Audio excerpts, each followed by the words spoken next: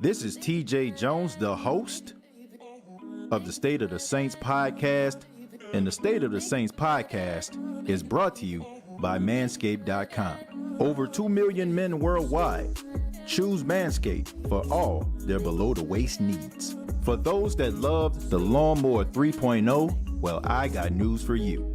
The Manscaped engineering team has confirmed that they have successfully created the Lawnmower 4.0. The Lawnmower 4.0 gives you the ability to turn the 4000K LED spotlight on and off when needed for a more precise shave. The new trimmer even allows you to customize your trim all through additional guards lengths, sizes 1 through 4. And looks-wise, it's sleek with a two-tone matte and gloss finish, even features a hot foil stamp, black chrome Manscaped logo.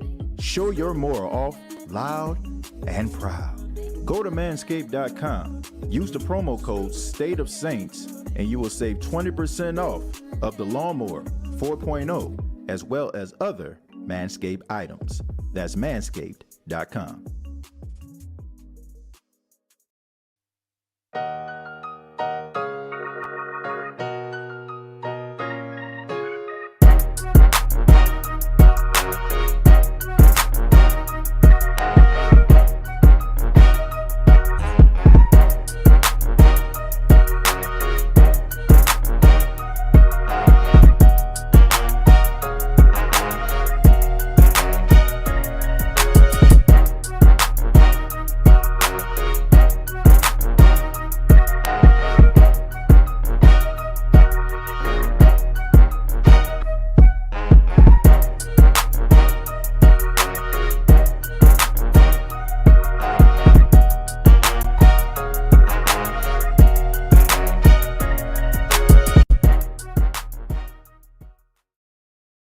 Hey, what's going on, Who Dat Nation? It is yours truly, TJ Jones, the host of the State of the Saints podcast. And we have a special guest back here on the State of the Saints podcast, college football and NFL analyst, Mike Detillier. Mike, what's going on? I'm fine, thank you. Appreciate you asking me on. Thank you so much. Thank you so much for your time. And we really do appreciate your take on New Orleans Saints football. And there's a lot of things going on this offseason. We just had the draft a couple weeks ago, and a lot of people were a tad bit upset about the first round draft pick, Peyton Turner, the defensive end out of Houston. Mike, let's go ahead and get started there. What do you think about the Saints deciding to go edge rush in the first round of the NFL draft? Well, it surprised me. It surprised I think 99.9% of people that they would go with the defensive lineman and Peyton Turner. I watched Peyton play a lot of football. I know two of his defensive coaches really well. The thing with Peyton athletically, he's got everything that you're looking for.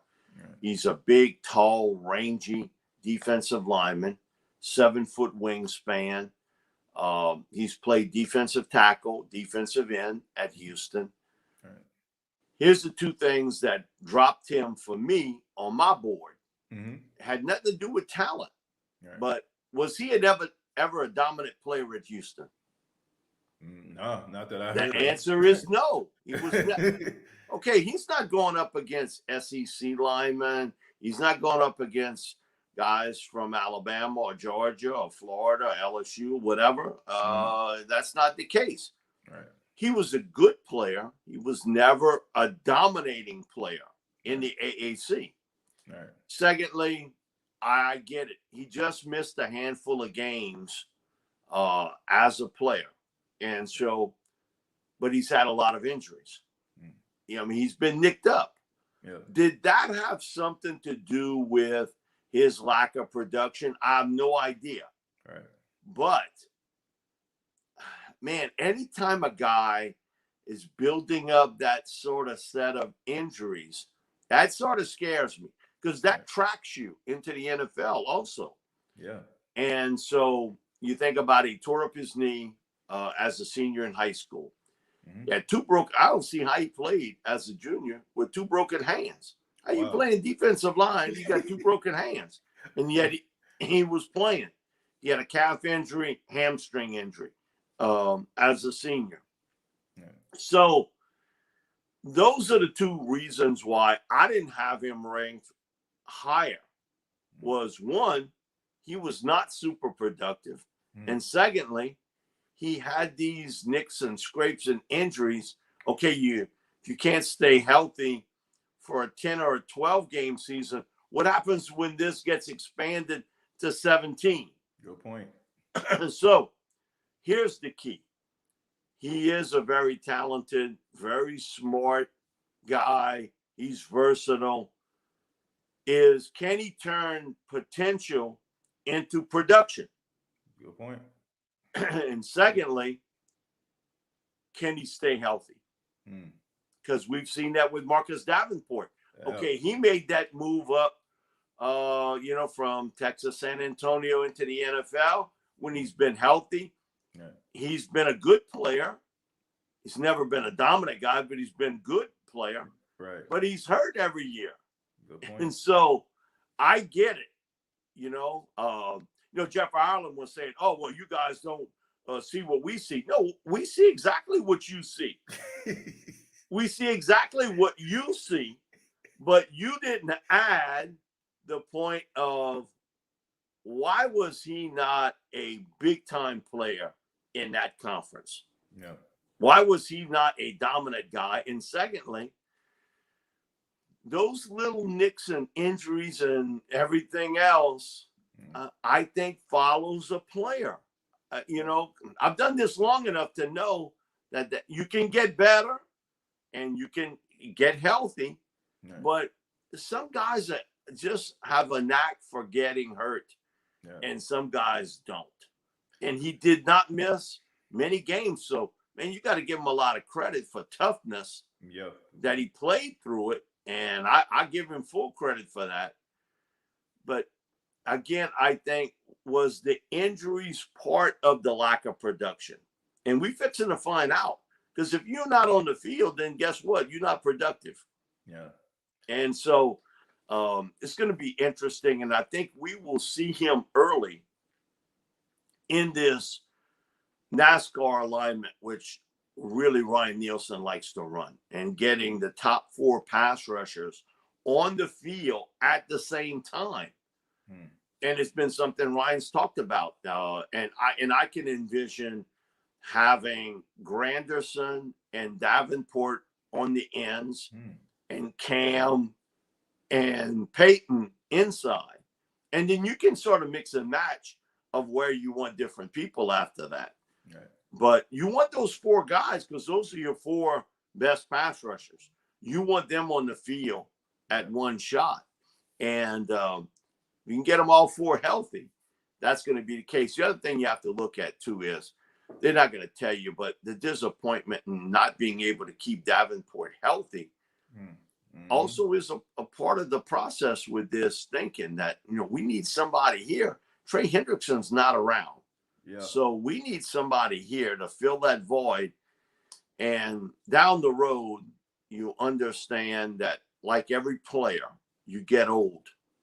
And Cam Jordan's not getting any younger.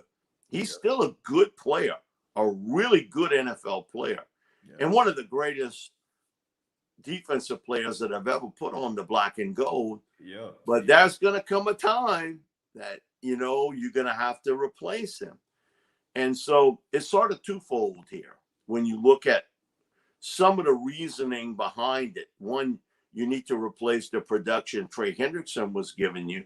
But secondly, the disappointment of Davenport, and Cam is playing like 90% of the snaps. Wow. That's a ton of football. Man, he answers the bell. You talk about a competitor, and you talk about a guy for playing a position that you getting hit on a lot.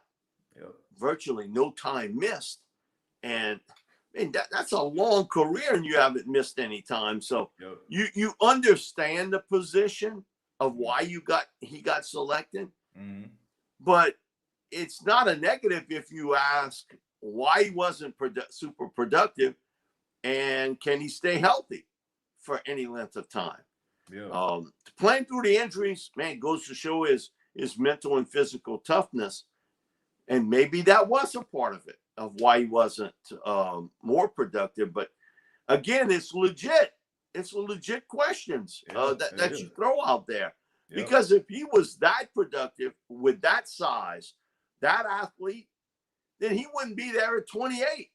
Yeah. Pass rushers are a premium in this world. He wouldn't have lasted to 28. So I think health is going to be the big key for Peyton Turner. I'm convinced of that's going to be the cut with him. And similar to Marcus Davenport, when he's healthy, he's a good player. But can he turn being good into great? Yeah. Into a Cam Jordan type football player? And we fixing to find out. But you need people up front along that defensive line. And as much as people say, well, Trey Hendrickson, he wasn't that great of a player. He was part of a system that set him up. My thing is, ain't they setting up Marcus Davenport the same way? Yeah. Weren't they setting him up that way? So why wouldn't he putting up those numbers? Oh, well, because he was hurt. Okay, we back to square one with all this. So I get it. And defensive linemen are hard to find. Really, in today's game, I had a talk with Coach Ed Ogeron at LSU about it. And I told him, you'll find the next great quarterback before you find the next great pass rusher. Yeah. That's just part of it today, because now I think 7-on-7 has sort of changed the world, where these 6'4", 6'5" guys, man, I don't want to play defense. I want to be receiver, flex, tight end. And, they don't want to play defense anymore. Yeah. The wide receiver, flex, tight end has become the glamour position. Yeah. Now, for high school players, man, nobody talks to you about, well, I want to be the next outside linebacker that's really good. I won't be the next defensive end. No, they don't talk to you about that. But they want to talk to you about, man, I want to be like Jamar Chase. I want to be like Justin Jefferson, especially down here, or Devontae Smith. That's what they want to talk to you about. Yeah. So you get it. You get that because they see it on TV. Okay. Yeah. It's a visual world. Yeah.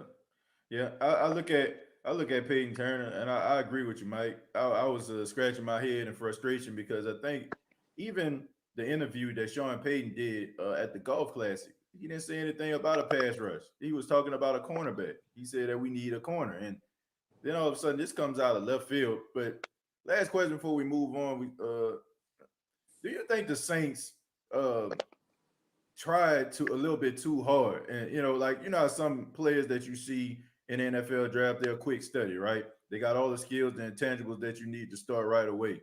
But it seems like the Saints always seem to find like guys that are from like the UTSAs and are from the University of Houston's. And we'll probably think they'll probably go a route, maybe a Alabama or even a LSU, which for some apparent reason they don't draft. What are your thoughts on that? Like them not really getting what people would like to consider the obvious choice, and going for those guys that, we have to have an encyclopedia or Google in order for us to figure out who they are. Well, because everybody's got a different board on how they look at. So I never worry about where you come from. Right. I don't worry about your background. I don't worry about what high school you went to, college you went to. I'm worried about, can you be productive in what I'm doing? Yeah. I think the big thing sometimes people get off of is fit. There's a certain fit. Yeah. Not everybody's for everybody in life. And so I think they felt Peyton Turner was a good fit for them at defensive end, and the ability to slide to defensive tackle. And so I'm really not big on the fact that, okay, you didn't go to Alabama, you went to Houston, and that's a major issue. They got a lot of guys in this league that have bounced all over the place, okay? You think about, okay, like J.C. Horn, a lot of people wanted J.C. Okay, right. He played at South Carolina. Okay, he didn't play at Alabama or LSU or Florida or Georgia. He did play in the SEC. but he played at South Carolina. Greg Newsome, who was, I think, once Caleb Farley, and man, you struggled with that because you saw he was talented, but did you want to pick a guy with 2 back injuries, 2 back surgeries, and a potential third? Man, I'm not taking that chance with a first-round pick. Right. And my buddy John Robinson did it at Houston. John got his coaching start right up the road from where I live at Nicholls State. So I've been knowing John since in the 90s when he was a linebackers coach there before he went on to scout for the Patriots. And I'm not taking that chance. I'll be honest with you. I'm not taking a chance with a guy who's had 2 back surgeries. He's 21 years old. Okay. We all know people who've had back injuries, but most of them are either middle-aged or older people. Yep. And they all have the same comment to you. Well, my back feels better, but it's never the same. Yeah. So what that's going to mean for a 21-year-old young man, same situation. But Greg Newsome went to Northwestern. Okay. Yep. He wasn't, it's a Big Ten school, but I wouldn't downgrade it because of that. Same way as Trey Lance went to North Dakota State. Everybody's different with it. And so I don't put a lot of stock in that. Now, my thing is this: when you're playing at that level, you better be damn good. Yeah. You better be a cut above. Because if you that talented in at a smaller level, then you better show you that much better. Yeah. And so that part I get perfectly. Yeah. Well, let's talk about let's move forward about these LSU comments that Saints fans are making. Mike, it's not a day that goes by I don't get a question about LSU and the Saints drafting LSU players. Do you have a problem, as a native of Louisiana, growing up watching LSU, do you have a problem with the Saints, I guess, like never drafting LSU Tiger players? Very rarely drafting. I think the last time they actually drafted one was Will Clapp. What are your thoughts about that? It's a strange twist because so much talent has come out of LSU. Okay, if this school wasn't producing a lot of players, I get it, but they are. There's only one guy that can answer that correctly, and that's Sean Payton. Come on, we all know he got his fingerprints on all this. Yep. You might say it's done by committee and Mickey got the final say and all this. Come on, we all know it comes down to Sean Payton. Sean Payton's got to make that decision on that particular deal. And he's the only guy that can answer it truthfully on maybe why. I do believe the comments that they would have picked Terrace Marshall had he been there in round 2. Right. The problem became, and I think even without knowledge ahead of time, come on, Joe Brady's on that staff. He coached Terrace. Yep. He was the receivers coach at LSU. People say, oh, he coached Joe Burrow. He coached the receivers. That was his job. No, I was at practices. I saw it. He's coaching receivers. He was the passing game coordinator. Did he help build up the concepts? Absolutely. But he wasn't there with Joe. That wasn't the case. Yeah. He was working with Justin Jefferson, Jamar Chase, Racing McMath. That's who he was working with. And so even before it got leaked out, that got leaked out from the agent. I'm just telling you. Because agents talk more than anybody. People who's not in this business don't understand. I get it every day. Text from agents, emails from agents. Now, they don't tell you anything specifically bad about a client that they don't have, but they don't tell you nothing good either. Hey, I heard so-and-so's got an issue, and, man, that, I think that's going to elevate my guy. So they do it subtly. Oh. Okay? Listen, they smart with it. That's why they're getting paid that 3%. Because if I can move my guy from the 35th pick in the draft to the 30th pick in the draft, I've done my job. Yeah. Okay? And so people say, well, who could have leaked that? Well, the Saints got a leaky hole in the boat. No, the Saints don't. Agent found out, because what happens is as you getting close, you on the phone with a player and saying, hey, listen, if you there, we're going to pick you. So get ready, get ready. We're going to pick you. So the agent finds that out, man. He's out telling the other clubs, hey, the Saints are going to pick him at 40th, And so, okay, you got to piece it together. Now, some teams do it a little bit more discreetly than others. They don't say squat, nothing. So maybe you got to change that up a little bit. Maybe you don't say anything to anybody, but it wouldn't have mattered with Terrace. Yeah. Joe Brady wanted him. He coached him. He wanted him.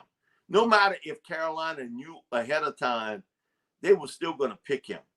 So it's a great offseason story that means zero. Because here's my thing.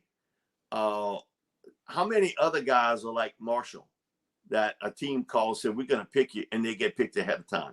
Listen, that happens all the time in a draft. But for people who haven't covered the draft or looking for a story, it's great. It gives you something to write about, and it gets talked about a lot. Is there something there? I believe there's something there.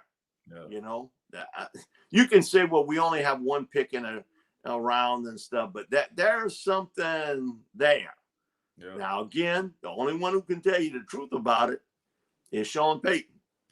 He's the only one that can tell you the truth about it. And so it is what it is. You got to deal with it. And, listen, I know he was close with Ed Ogeron. I grew up with Ed, and I know how he feels about Sean. And, they squared off on Ryan, okay? But that's business. Come on, there's nothing wrong with that. I wanted Ryan, defensive coordinator. You wanted to keep Ryan, okay? It's just business.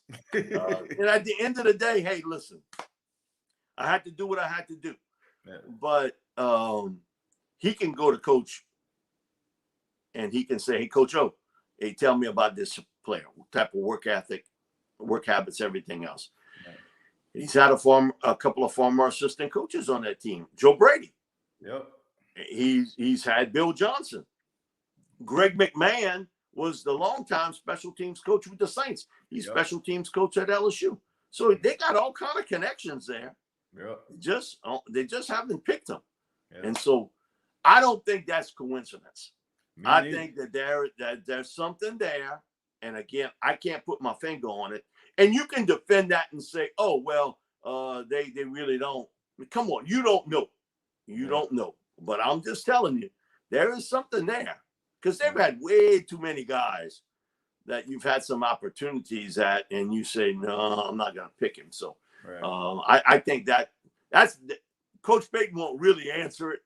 Because we've asked him, and we only get one pick around and that sort of thing. But I do know one thing: if you pick an LSU player, every day in practice, you're gonna get asked about that LSU player. You're gonna have to answer that question every day in practice, because somebody is gonna be from Baton Rouge answering or asking you that question. Somebody from New Orleans is gonna be asking you that. I'm just telling you, that's part of it, because we saw it. A few years back when they had a former LSU player who was right on the borderline in Green. Skylar Green was right on the borderline of making his team. And every day in practice, if he didn't get one, he got two.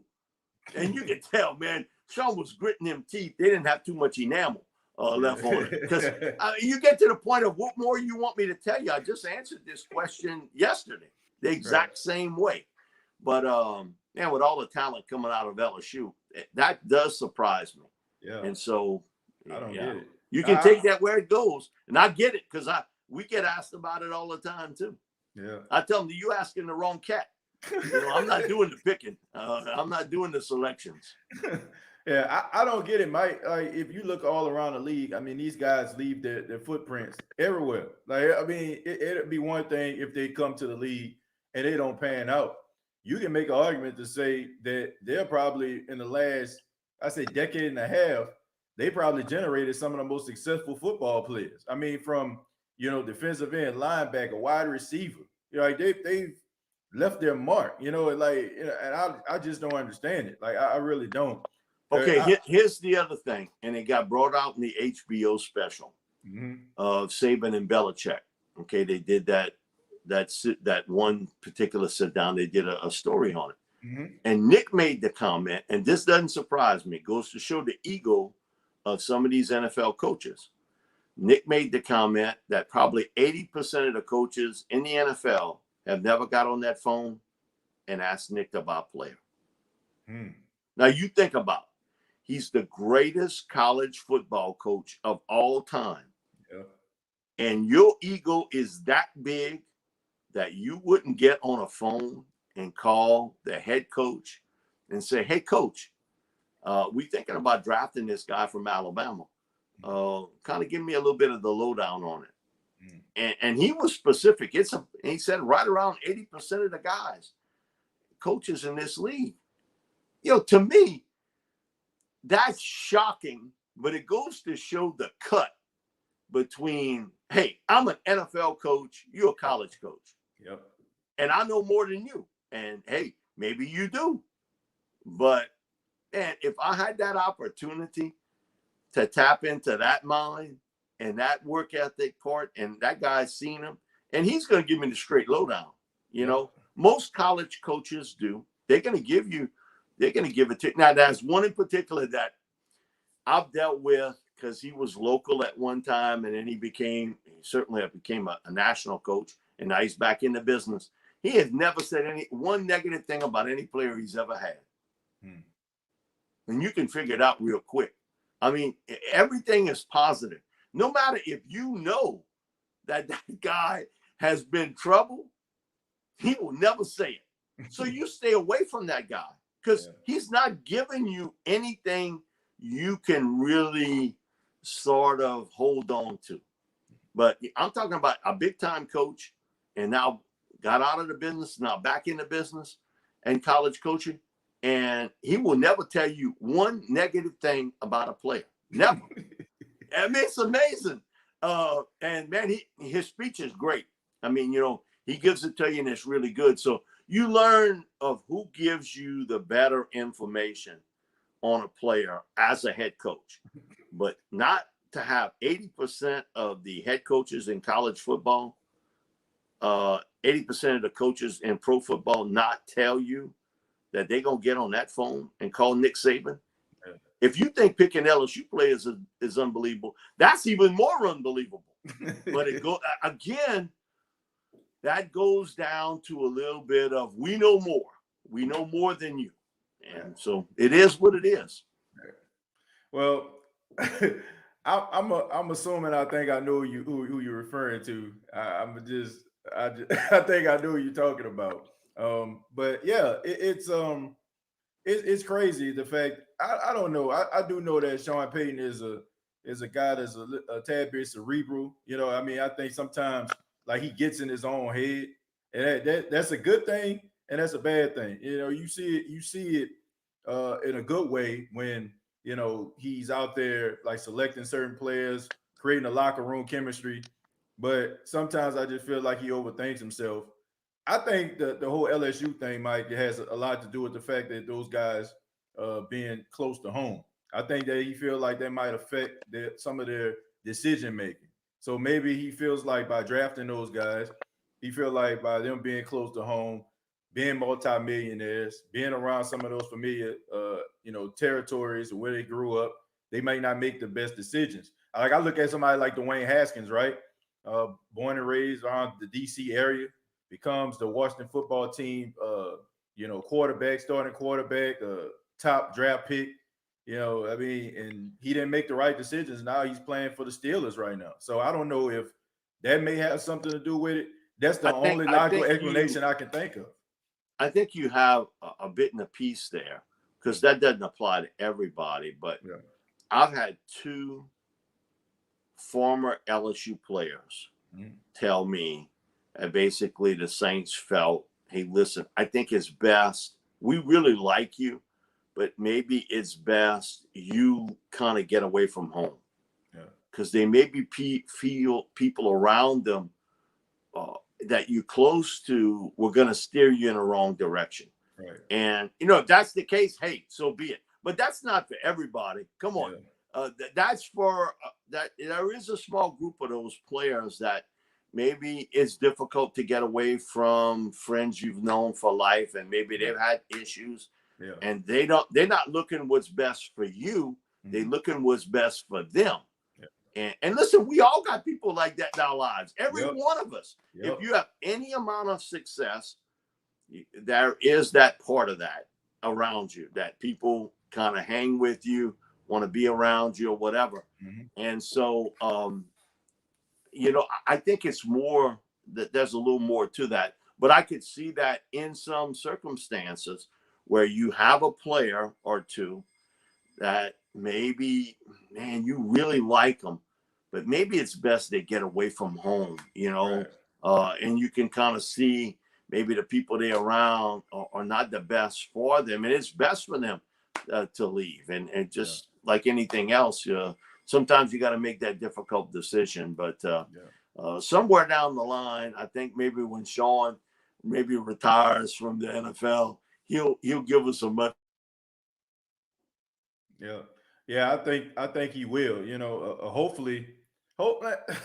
I just don't understand it. I'm sorry. Like being a native, born and raised in New Orleans, I've watched my fair share of LSU games. I've seen how talented these guys are, and it just does not make much sense to me. Like, why you don't at least? Are you telling me like at least the first 3-4 rounds you can't draft like one LSU player, like, and they're not going to be beneficial to your team? I mean, it doesn't make sense. I mean, you can look around the division itself, like, Devin White. I mean, to me, he almost single-handedly brought the division, that wild card, that divisional game in the playoffs. Like, he basically single-handedly won that game on his own. My thing with Devin is, I think if Devin would have been there when they'd have picked him. I mean, and some of it certainly, and I'll take up from on this way, some of them, they kind of peeled off the board before the Saints had an opportunity to pick. We're talking about people, not necessarily maybe first-round pick people, but people down the line that were available, and you made that decision. So one of the guys I thought they may pick this year is Racing McMath. Racing New Orleanian, played at LSU. But Racing was a great special teams player. And a lot of people call me that kind of double scout. They may be a Pac-12 scout, and they're sort of looking at another player. Right. And so the two I got most about from LSU was one, Jacoby Stevens. Because of the fact, I think Jacoby is a hybrid player. He's kind of part linebacker, part safety. But the league is built like that for those type players. And I remember when Jacoby first came to LSU, he played wide receiver. And then he took a look around that room. Man, hey, coach, you better move me. I mean, man, look, all these guys playing receiver. You better move me. And the other one was Racing. And, one of the things I brought up to everybody is he never developed big time as a receiver. But, man, he's a great special teamer. I mean, not good, great special teams player. And the Titans, they peeled him off the board. And so, listen, I'm sure that's a much better explanation than I can give you. But there's only one guy that can do it. There's only one guy that can really give you that full explanation on exactly why they haven't picked LSU players. And it's surprising sometimes. It really is. Yeah, I just hope that in the future they'll start selecting some of those guys, because, I mean, once again, they're leaving their footprints all around the NFL. They sure are. Creating legendary careers.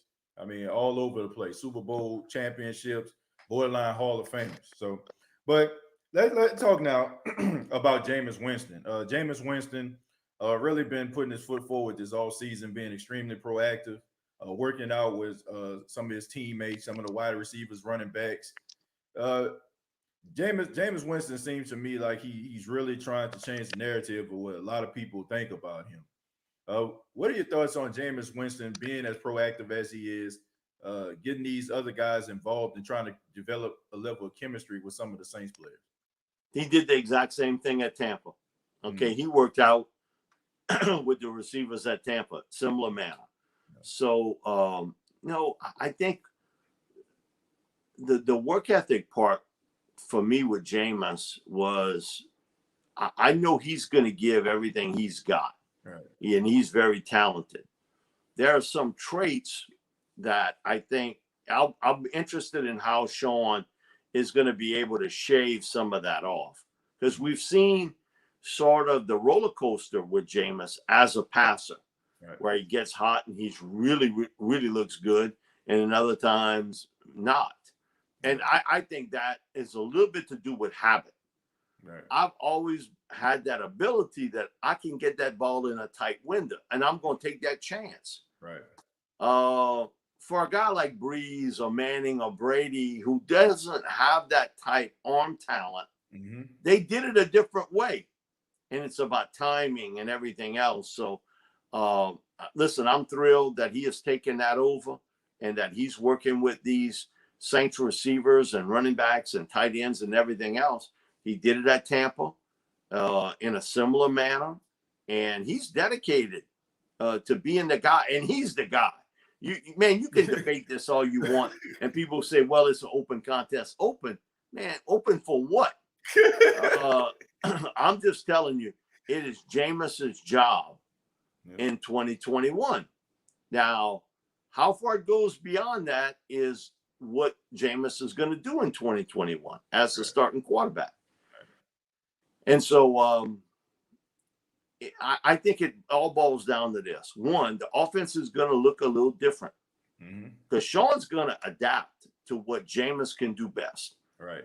Drew was one thing. Jameis is another. So everybody has strengths and weaknesses of that game. But Sean is going to adjust. This narrative that some people put out there that Sean is going to run the same offense, man, come on. That makes no sense. None. Absolutely none. So I do think you're going to see an adjustment there. I think what Sean would like to do is to try to get Jameis to be a more consistent downfield passer. Yeah. I think that's the part that is the unknown. No one can tell you yes or no definitively of how well that's going to work out. Because the one thing you got to say about Drew was he was consistent. Yeah. Man, game in, game out, year in, year out. Even as an old Pops quarterback, as I would say, he was still consistent in what he did. Now, the problem became, we saw it the last 2 years, his inability to stretch the field. Yeah. And you saw that safety more in the box than you ever saw before. But early on, it wasn't like that. Come on. And they had Devery Henderson, Robert Meacham that could stretch the field.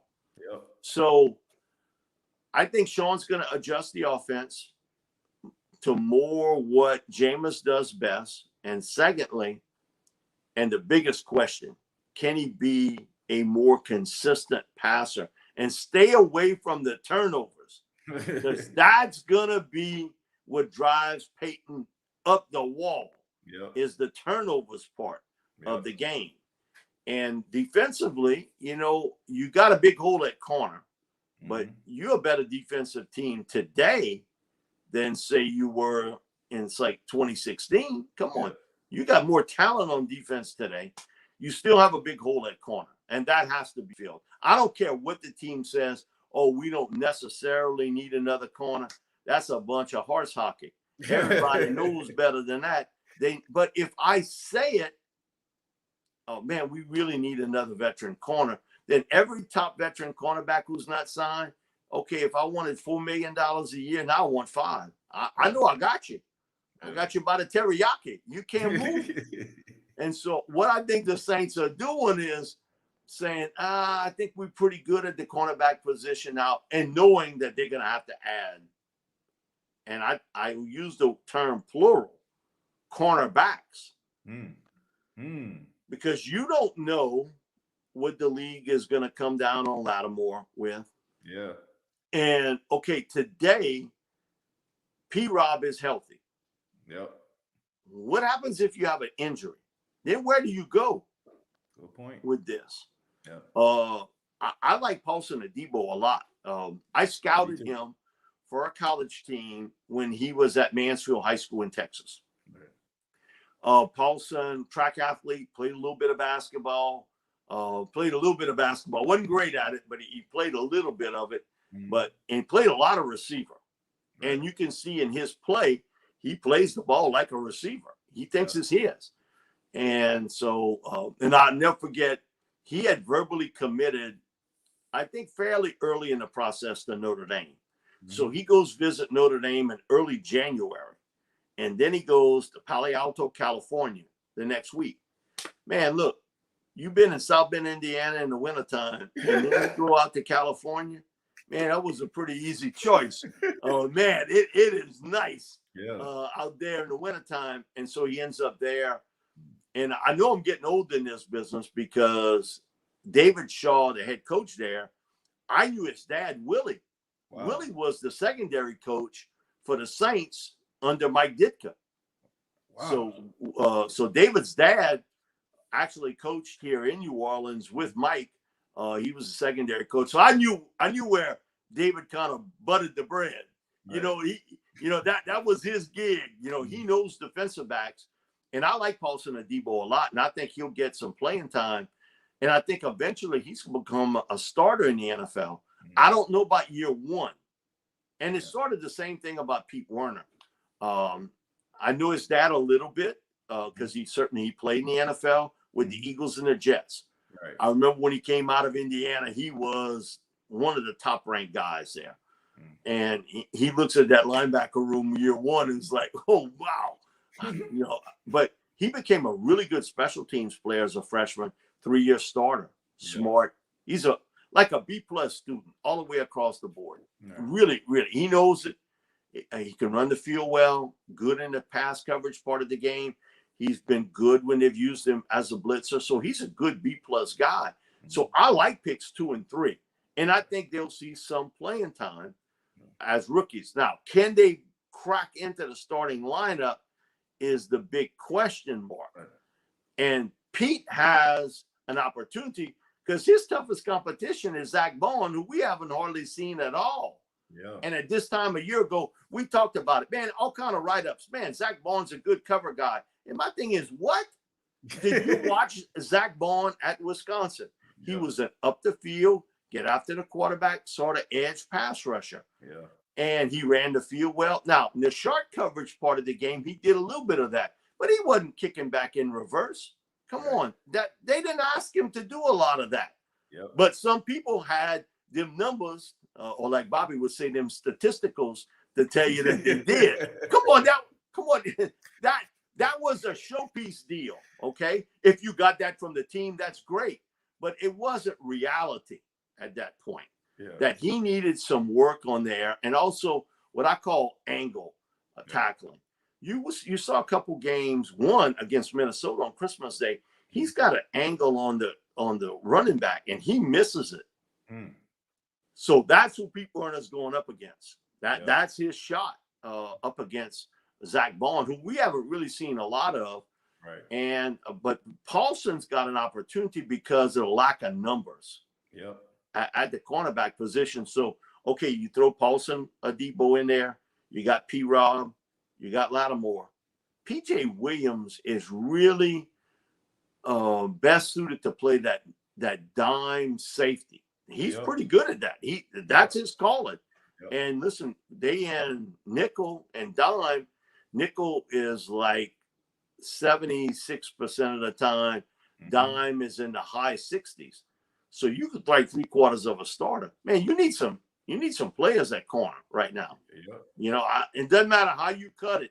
You need another veteran guy, and I think 2 players at cornerback to go to camp with, because you don't have the numbers. And again, you might sign a free agent guy. And I like Bryce Thompson a lot from Tennessee. I thought he'd be a draft pick. Right. I scouted him when he was running back in high school at South Carolina. And that's what he played. He played on offense. Yeah. When he goes to Tennessee, they put him on defense. And it's rare that you see a guy make that quick of a change. He was good.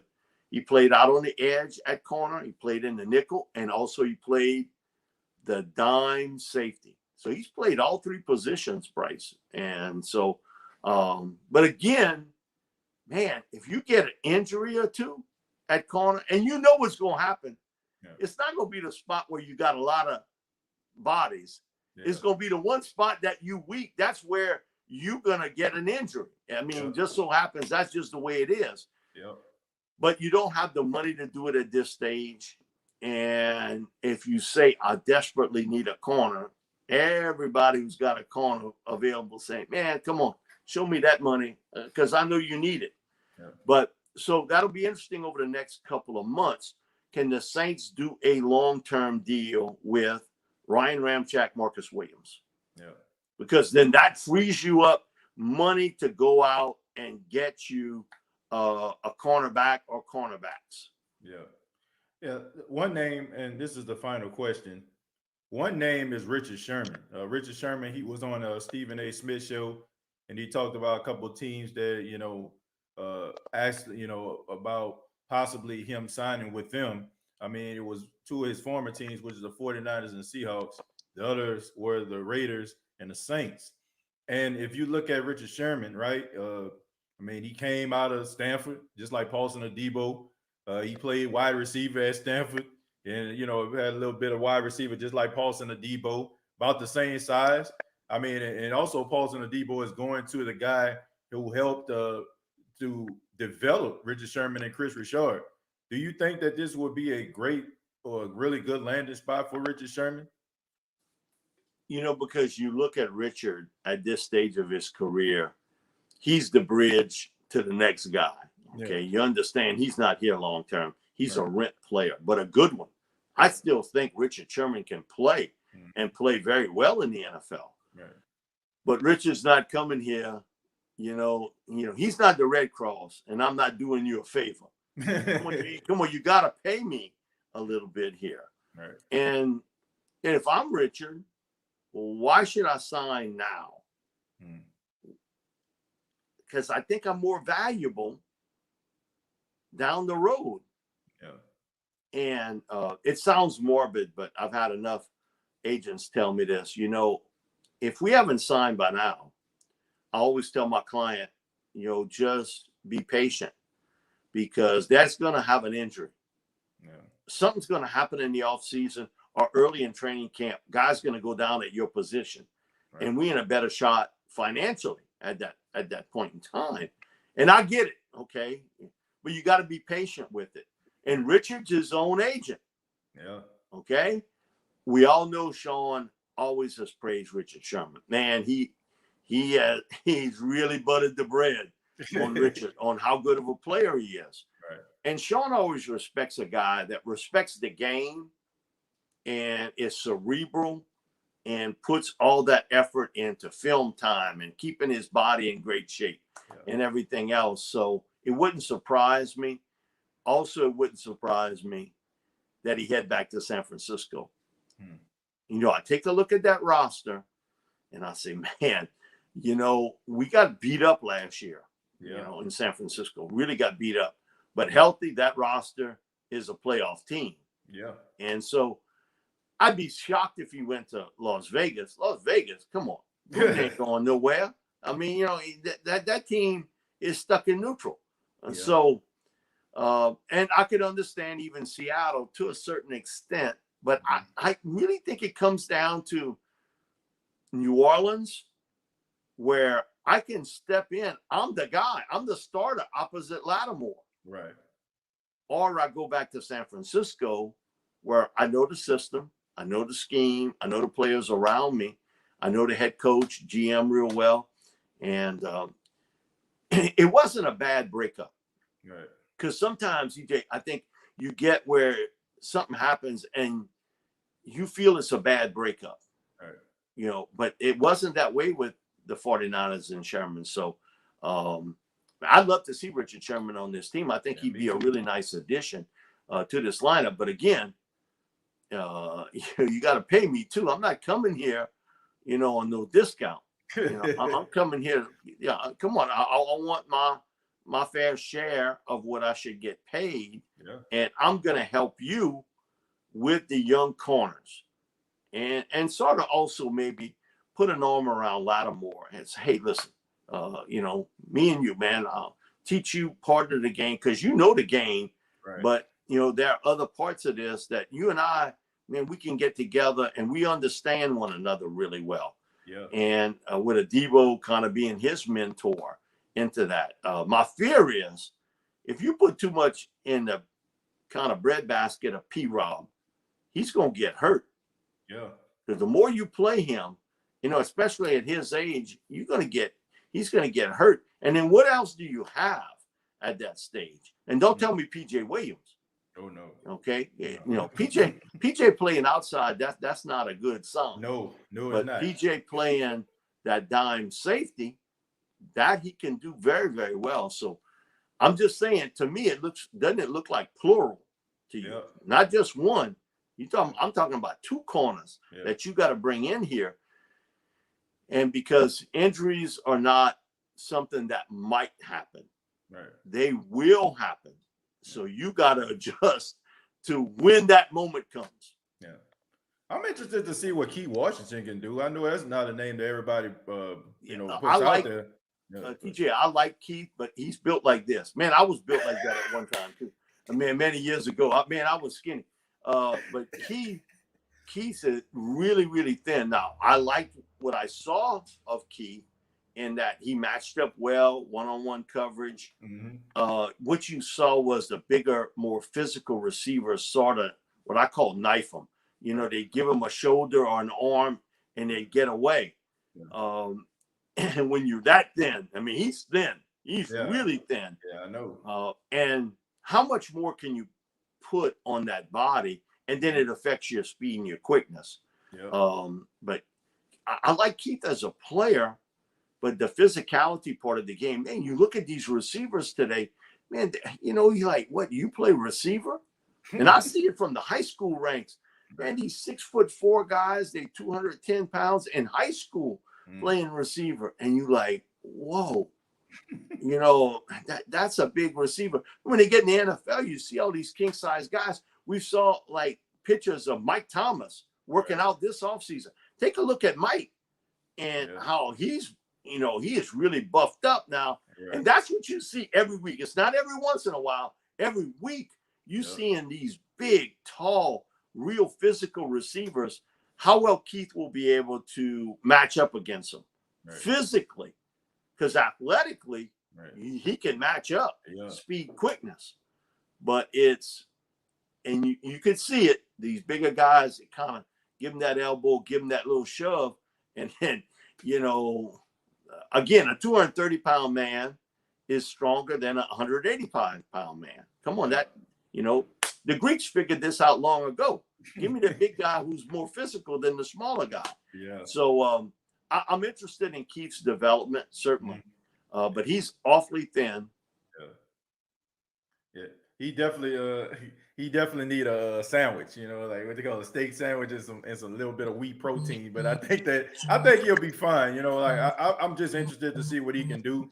I heard some whispers like in last year's training camp that he was doing a good job. So hopefully, this offseason, he really did.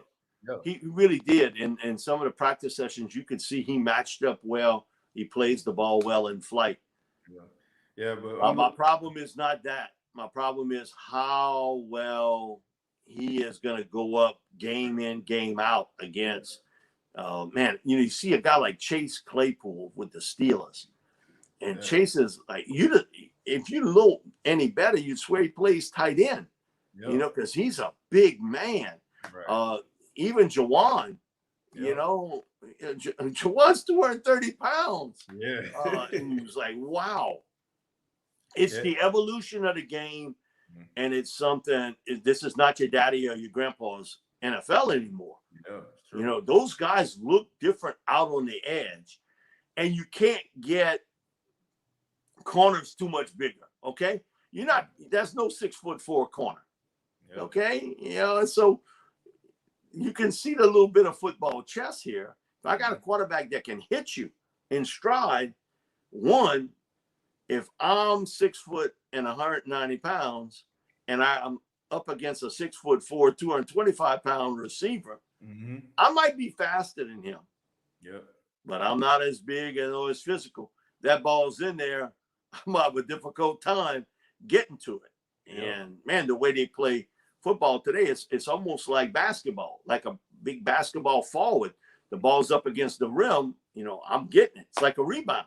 Yeah. And so you have to adjust so well. And that's the scary position. People say, well, man, I'm worried about Jameis and that. Okay.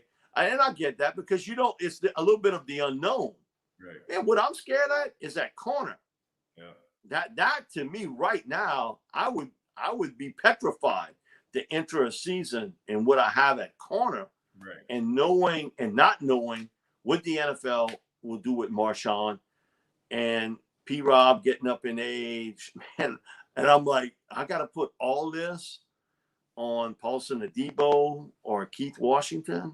Man, I wouldn't feel real confident about that. Yeah. I mean, this is a passing league. If you don't have guys on the outside that can cover some of these number 1 and number 2 wide receivers, it's gonna be a long day, and it's gonna be hard for you to stop anybody. And if you don't have an offense, especially like if you have a offense that's got a brand new quarterback and they're trying to develop chemistry, that might be an uphill battle. But Mike, thank you so much for being a part of the State of the Saints podcast. Thank you for your football mind, the historical stuff that you brought to the show as well. I know everyone enjoyed it. But let everybody know how they can find you and get in touch with you. SaintsReport.com, also MikeDetillier.com, and on the SI Saints News Network. Yeah. So check them out. We always look forward to your commentary, on the air at WWL, along with Bobby Abear and just all the stuff that you're doing out there with Matt Moscona, on ESPN. We always enjoy everything that you do. So we really do appreciate you, Mike, and thank you once again for being a part of the State of the Saints podcast. State of the Saints podcast is brought to you by Manscaped.com. Use the promo code State of Saints, and you'll save 20% off of all Manscaped items. They are available right now. Once again, that's Manscaped.com. Mike, thank you so much, and you take care. Thanks so much. Appreciate it, buddy. You're doing a great job. All right, thank you.